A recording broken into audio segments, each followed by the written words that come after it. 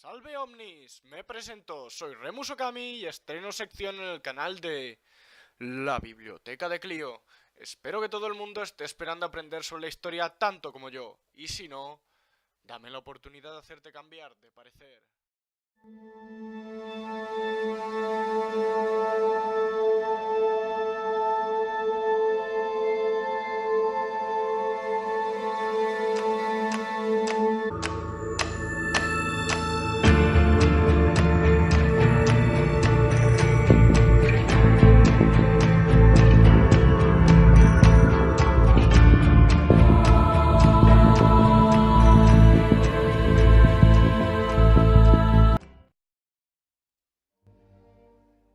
No hay más que una historia, la historia del hombre. Todas las historias nacionales son capítulos de la mayor. Empezamos así con la frase del célebre poeta y pensador hindú Rabindranath Tagore. Esta frase viene a decirnos que todos y todas formamos parte de una gran historia común, pero individualizada al mismo tiempo. Pero, ¿en quién recae la responsabilidad de que esto sea así? Pues bien, es el historiador el que tiene dicha responsabilidad, puesto que es él quien hace la función de recopilar, interpretar y transmitir la historia a las próximas generaciones, dando siempre una visión lo más plural posible, lo que si nos fuéramos hacia un punto de vista didáctico, hace imprescindible educar en la multiculturalidad, pero siempre, he de decir, desde el respeto. Entenderíamos así que la historia es la narración y exposición verdadera de los acontecimientos pasados. Se tomaría en cuenta la relación de los hechos públicos o políticos, pero sin olvidarnos de aspectos como la historia del pensamiento, de la música y demás. Y cada día más, puesto que vamos en una deriva que nos lleva hacia un formato de historia menor, que no recoja o interprete los grandes acontecimientos y personajes de los anales de la historia, sino el modo de vida de todas las capas sociales, de ese agente histórico de a pie. No hay que olvidar, dicho sea, la importancia de la historia, puesto que nos ayuda a entender a las personas y a la sociedad, así como a entender el mundo en el que vivimos, comprendido siempre como un presente que se conforma en base a un pasado. El término historia, a nivel etimológico, proviene del latín historia, y este del griego kistos, que significa pasado, aquello posterior. De ahí que todo lo que se pueda relacionar con el momento actual pueda ser motivo de estudio. Como norma general, la historia se ocupará de todo acontecimiento de carácter natural o físico, terremotos, pestes, eclipses, en la medida en que esto contribuya al entendimiento de las relaciones entre los seres humanos. Las variaciones de los seres llegan a ser imperceptibles desde la experiencia individual, de ahí la necesidad de tener cierta perspectiva histórica de los acontecimientos para dotarlos de su justa interpretación. En este sentido, el presente sería algo inacabado, configurado a partir de esa herencia histórica, sobre el que los hombres y mujeres proyectan y modelan su futuro.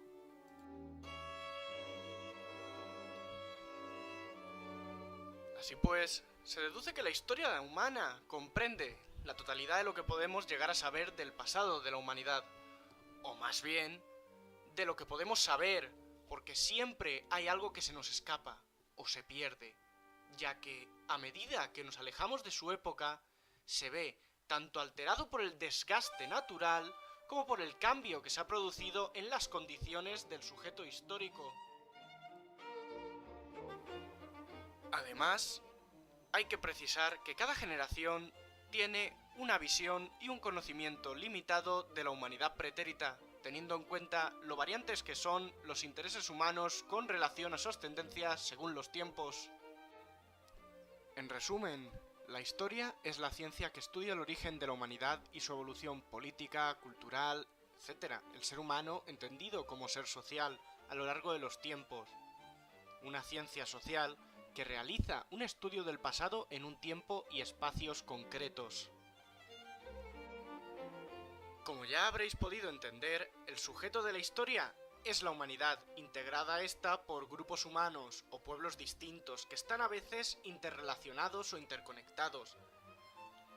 El objetivo de dicho estudio histórico sería verificar los hechos que acaecen en esos pueblos, que pueden ser de dos tipos: hechos externos o políticos, guerras, paces, tratados, o hechos internos, la cultura, la sociedad, la economía, la religión, etc. Cuando simultáneamente se estudian estos dos tipos de hechos históricos, los denominamos como historia de la cultura.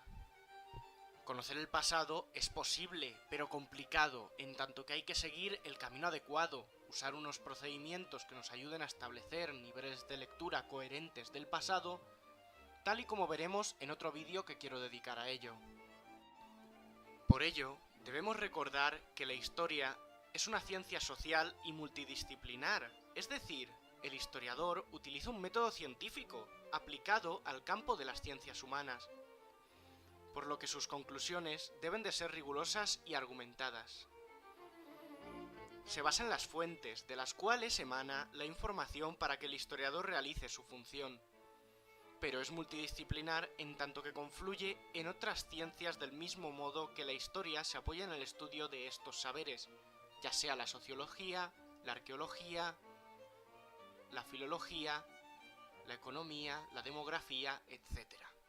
Como hemos visto, los hechos históricos son el resultado de la vida en sociedad de los diversos grupos humanos. Los hechos pueden venir interconectados en un momento temporal de la realidad histórica, lo que llamamos sincronía, y en interdependencia con lo ocurrido antes y después, una diacronía. Así pues, la historia es una ciencia del cambio en continua construcción.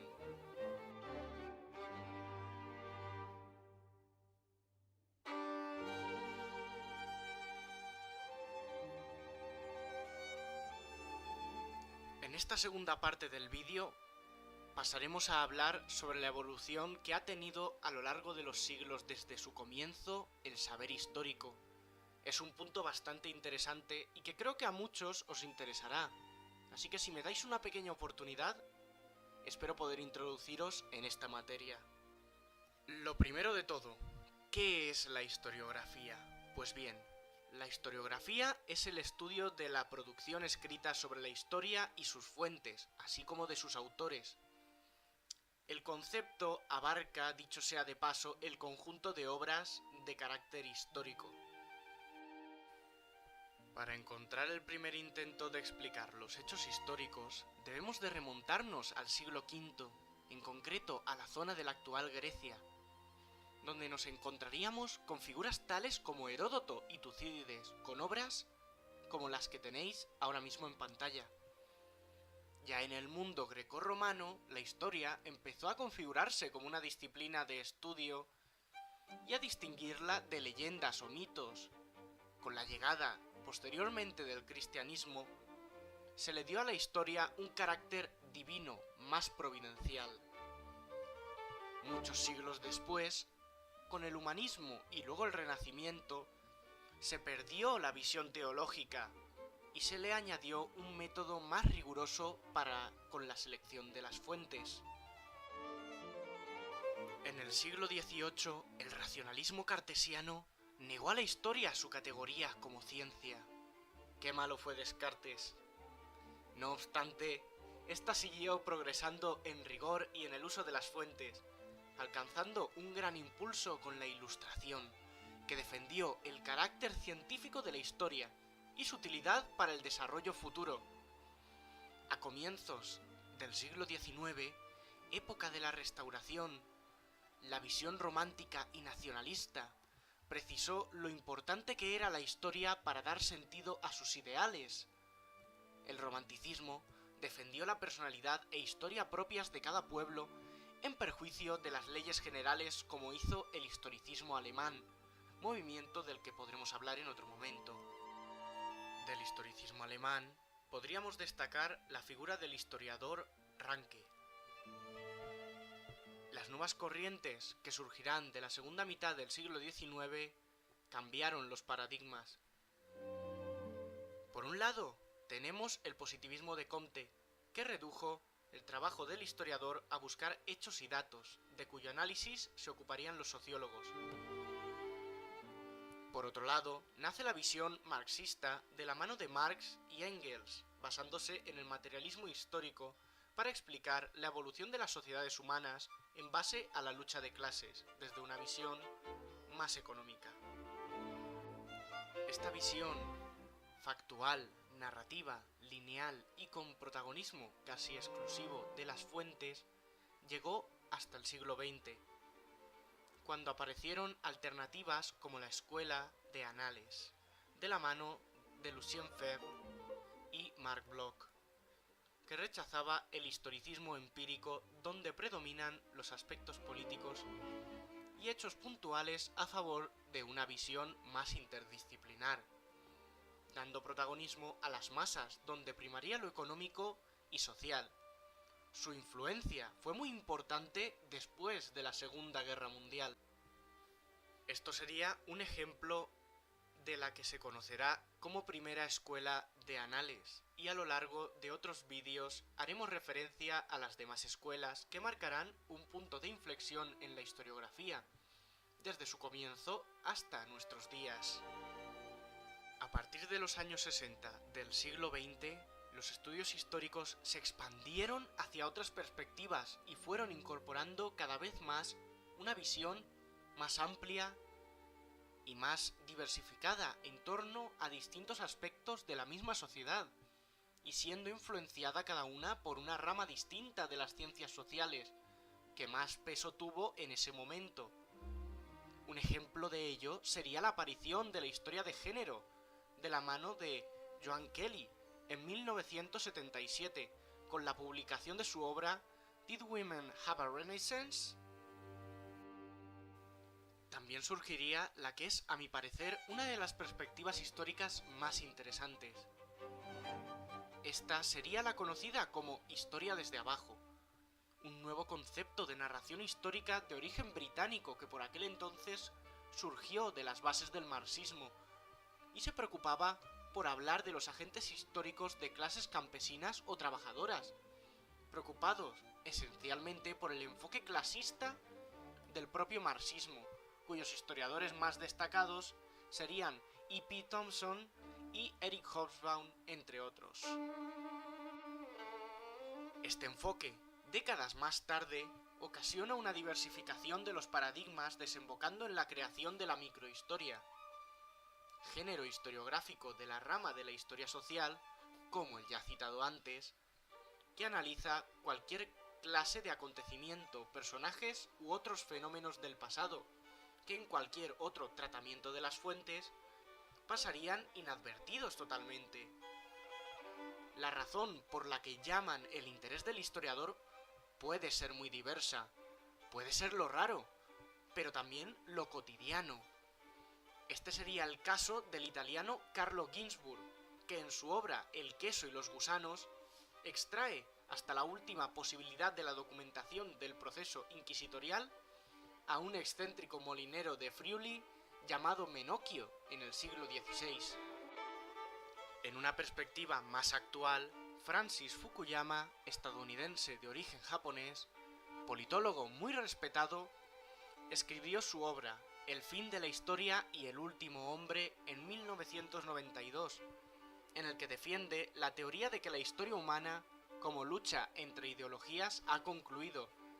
Ha dado inicio a un mundo basado en la política y economía de libre mercado que se ha impuesto a lo que el autor denomina utopías tras el fin de la Guerra Fría. Como conclusión, al igual que la historia es una reconstrucción del pasado que se fundamenta en los medios de los que disponemos, la historiografía también sufre cambios y variaciones dependiendo de los intereses de la época en la que se produce el relato histórico. Y bueno, con esto me despido de todos. Mantened la mente abierta y despierta ante cualquier suceso que pasa a vuestro alrededor. Nunca se sabe cuándo podéis estar formando parte de la misma historia. Así que dejemos una buena impresión ante la diosa Clio. Vis et honor, fuerza y honor.